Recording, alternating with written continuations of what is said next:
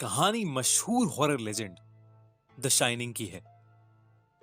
America में एक overlook नाम का होटल है जो कि साल में सिर्फ अक्टूबर के महीने में ही खुला रहता है। साल के बाकी दिनों में यहां पर कोई नहीं आता क्योंकि वहां बहुत बर्फ जम जाती है।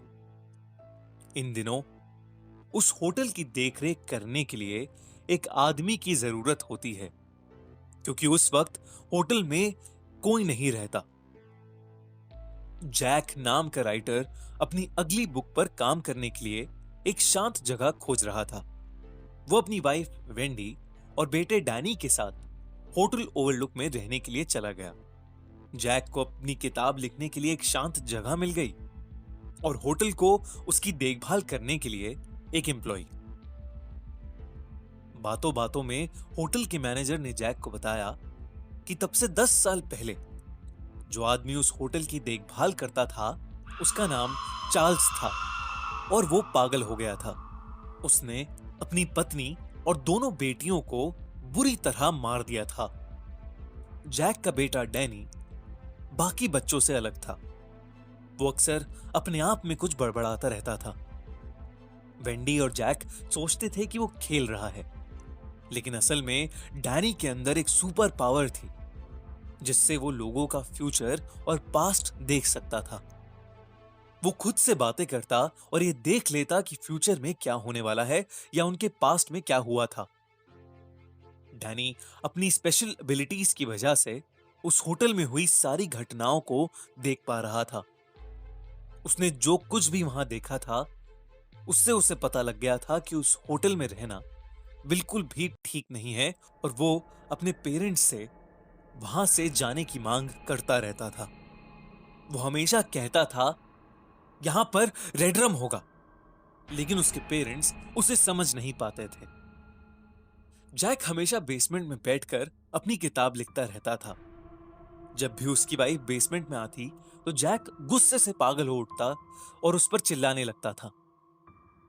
एक बार अपनी वाइफ से झगड़ा करने के बाद जैक होटल के बार में चला गया। वहां एक बारटेंडर था जो उसे शराब पिला रहा था, लेकिन उस वक्त होटल में जैक, वेंडी और डैनी के अलावा कोई नहीं था।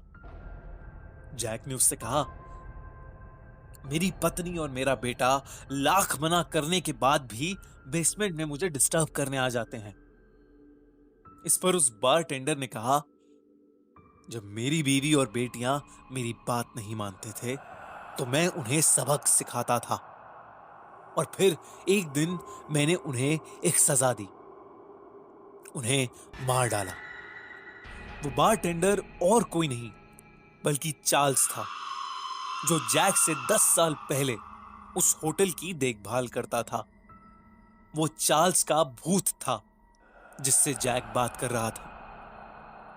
धीरे धीरे जैक उस भूत की बातों में आने लगा। उस भूत ने उससे कहा, जाओ जैक, तुम भी अपनी बीवी और बच्चों को सबक सिखाओ। इसके बाद मानो जैक पागल हो गया।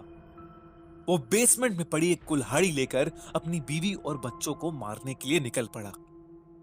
डैनी ने यह सब पहले ही देख लिया था और इसलिए वो अपनी मां से हर वक्त कहता था कि उन्हें यहां से चले जाना चाहिए। वो हमेशा रेड रम करता रहता था जो उसकी मां को कभी समझ नहीं आता था, लेकिन उस दिन उसने दीवार पर रेड रम लिख दिया। दीवार के ठीक सामने एक शीशा था।